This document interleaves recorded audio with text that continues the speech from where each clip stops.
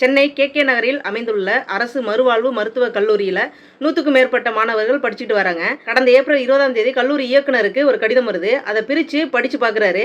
அதை யார் எழுதியிருக்காங்க அப்படின்னா, அதே கல்லூரியை சேர்ந்த ஜூனியர் ஃபிசியோதெரபிஸ்ட் எழுதியிருக்காங்க.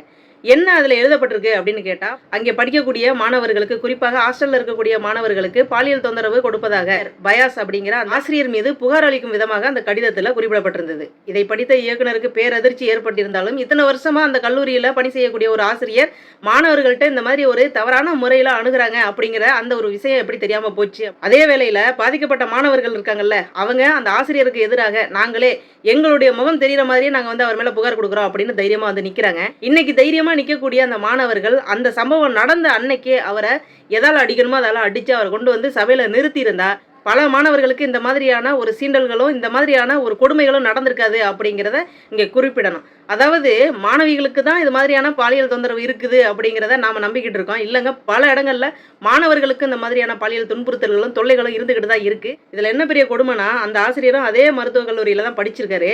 அவருக்கு குடும்பம் பிள்ளைகள்னு இருக்குது. அவர் இந்த மாதிரியான ஒரு கேவலமான செயலை செய்கிறதுக்கு என்ன ஒரு காரணமாக இருக்கும் அப்படிங்கிறது தெரியல. ஸோ விசாரணை நடந்துகிட்டு இருக்கு. கடைசியா ஒரு நபரோட பேசினா அந்த உரையாடல் இப்ப வெளியில வந்திருக்கு. நீங்க ஒரு பேரண்ட கூப்பிட்டு ரிட்டர்ன் பண்ணிட்டீங்க, புரியுதுங்களா? நீங்க ரெண்டு பசங்களை வச்சுக்கிட்டு எப்படி நீங்க இப்படி பிஹேவ் பண்ணிட்டீங்க?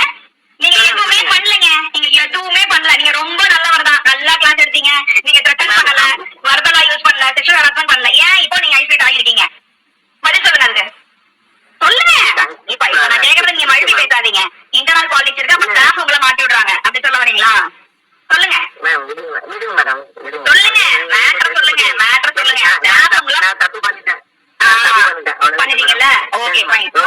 ஒருத்தன் தப்பு பண்ண தொடங்கும் போதே அவன் தலையில ஓங்கி ஒரே அடி அடிச்சோன்னு வைங்களேன், அடுத்த கட்டம்னா அவன் அடி எடுத்து வைக்கிறதுக்கே நடுங்குவான்.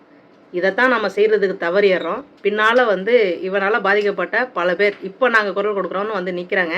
ஸோ பார்க்கலாம், அடுத்தடுத்து இது மாதிரியான ஒரு கேவலமான செயல் நடக்காமல் இருக்கணும் அப்படிங்கிறதுக்கு என்னென்ன மாதிரியான நடவடிக்கைகள் எடுக்க போகிறாங்க அப்படிங்கிறத மீண்டும் அடுத்த ஒரு நல்ல பதிவில் உங்களை நான் சந்திக்கிறேங்க. நன்றி.